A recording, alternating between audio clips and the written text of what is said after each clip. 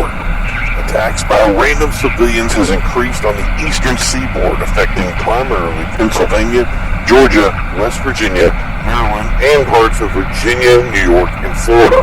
An ongoing situation that we will be covering from beginning to end, as this situation has escalated to dire proportions. These attackers are described as mindless, unable to communicate or respond to commands of any kind, and will attack anyone they come in contact with. Individuals are slow-moving that have been reported to have short bursts of speed and exceptional strength. Many times they are in groups, but lone attackers can be found.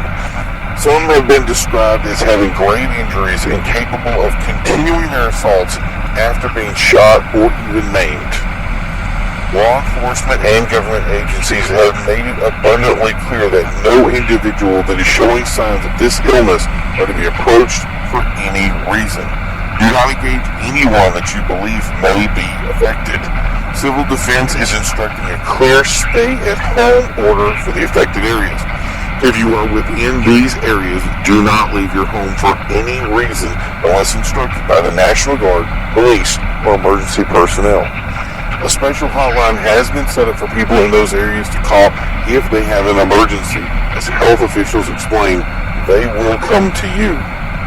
The reason being that hospitals are being inundated with people who have been attacked or injured, and going to one of these hospitals may be ineffective, and Civil Defense has already requested that makeshift shelters be put up to assist with the injured. National Guard forces were put on immediate emergency response in affected areas. After a joint staff meeting with governors, the president has sought Senate approval in an unprecedented move to call an emergency action response team led by the Army to assist in these areas, stating the situation has become too dynamic for local authorities. That would be an unprecedented action for the first time in the history of the United States outside of our own revolution. The military action has been authorized on domestic soil.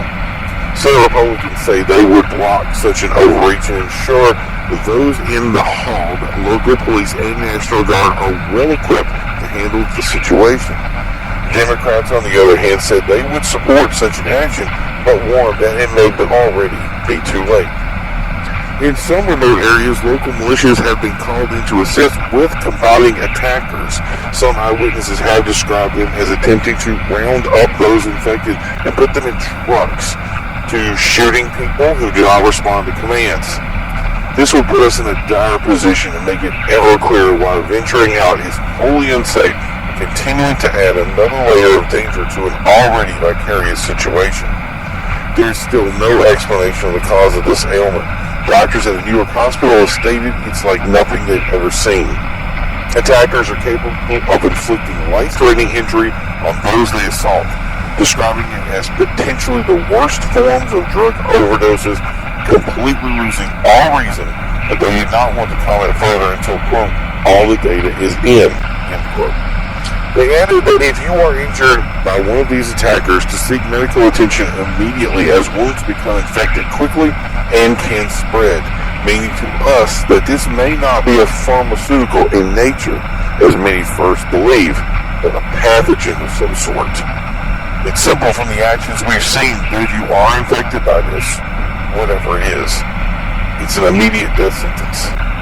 So we will state again, check with the Civil Defense Hotline to determine if you are within an infected area. Just because you do not see anything outside does not mean you are not within an infected area, and the zones have greatly increased.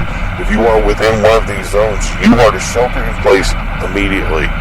Lock your doors and do not venture out for any reason. Local towns and cities are seeing the worst of this, meaning it's already too late to pick up emergency supplies. Keep off their phones. Do not tie up emergency response lines of communication. Stay tuned to this broadcast as we continue to follow this breaking news.